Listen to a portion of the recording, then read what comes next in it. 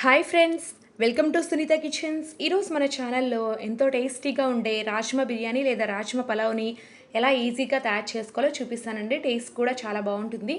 సరైన కొలతలతో కనుక చేసుకున్నట్లయితే పర్ఫెక్ట్గా వస్తుందండి ఈ రెసిపీ అనేది. ఇప్పుడు తయారీ విధానాన్ని చూసేద్దాము. ముందుగా 150 గ్రాముల రాజ్మా తీసుకున్నానండి. వీటిని కిడ్నీ బీన్స్ అని కూడా అంటారు. వీటిని ఒకసారి శుభ్రంగా కడిగి నైట్ అంతా కూడా నానబెట్టాను. ఇవి డబల్ క్వాంటిటీలోకి వచ్చాయి, అంటే 300 గ్రాముల దాకా అయ్యాయి.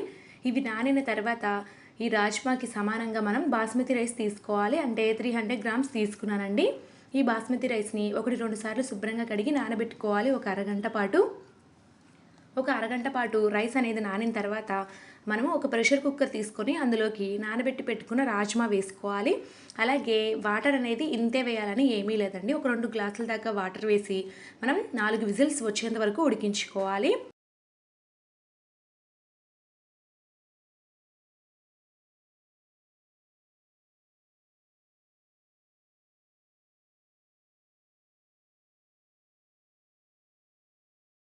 నాలుగు విజిల్స్ వచ్చి స్టీమ్ అంతా కూడా పోయిన తర్వాత మూత తీసి చూద్దాము రాజ్మా ఉడికిందా లేదా అనేది.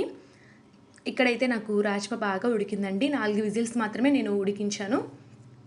ఇలా ఉడకకపోతే మీరు ఇంకొక విజిల్ వచ్చేంత వరకు ఉడికించుకోవచ్చు. ఇప్పుడైతే ఈ వాటర్ అంతా కూడా ఒక గిన్నెలోకి పక్కన వంపి పెట్టుకుందాము. ఆ వాటర్ని పడేయకండి.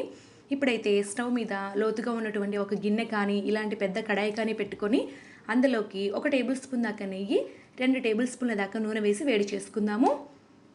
నెయ్యి ఇష్టం లేని వాళ్ళు నూనెతోనైనా చేసేసుకోవచ్చు. ఆయిల్ బాగా వేడెక్కిన తర్వాత ఇందులోకి ఇక్కడ చూస్తున్నారు కదా, ఈ మసాలాలను యాడ్ చేసుకోండి. బిర్యానీ ఆకు, అలాగే 4 లవంగాలు, 1 జాపత్రి, దాల్చిన చెక్క 2, అలాగే 1 అనాస పువ్వు, 1 టీ స్పూన్ దాకా జీలకర్ర వేసి బాగా దోరగా వేయించుకోవాలి.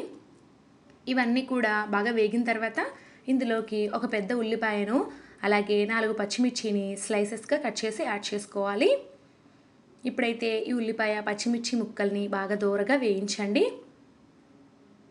ఈ ఉల్లిపాయ ముక్కలు త్వరగా వేగాలంటే కాస్త సాల్ట్ వేసుకోవచ్చండి.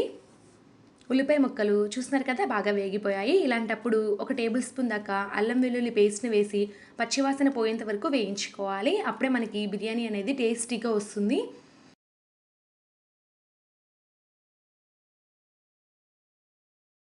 2 నిమిషాల తర్వాత చూస్తే అల్లం వెల్లుల్లి పేస్ట్ బాగా దూరగా వేగిందండి. ఇలాంటప్పుడు మనము ఒక పెద్ద టమాటాను ఇలాగ స్లైసెస్గా కట్ చేసి యాడ్ చేసుకుందాము. బాగా పండిన టమాటా తీసుకోండి, టేస్ట్ బాగుంటుంది. ఇప్పుడైతే ఒకసారి బాగా కలుపుకొని 2 నిమిషాల పాటు మూత పెట్టేసి ఈ టమాటాని మగ్గించుకుందాము. 2 నిమిషాలు మీడియం ఫ్లేమ్లో టమాటా ముక్కల్ని ఉడికించుకున్న తర్వాత మూత తీసి ఒక్కసారి బాగా కలుపుకొని ఇందులోకి 2 టేబుల్ స్పూన్ల దాకా బాగా బీట్ చేసి పెట్టుకున్నటువంటి పెరుగుని యాడ్ చేసుకోండి. పెరుగు యాడ్ చేసుకోవడం వల్ల బిర్యానీ టేస్టే మారిపోతుందండి, చాలా బాగుంటుందన్నమాట. పెరుగు అంతటినీ కూడా బాగా కలుపుకున్న తర్వాత ఇందులోకి ముందుగానే ఉడికించి పక్కన పెట్టుకున్నాం కదా రాజ్మా, దాన్ని వేసేసుకొని ఒకసారి బాగా కలుపుకుందాము. ఇలా బాగా కలుపుకున్న తర్వాత ఇప్పుడు 1 బై 1 మసాలా పొడులు యాడ్ చేసుకుందాము.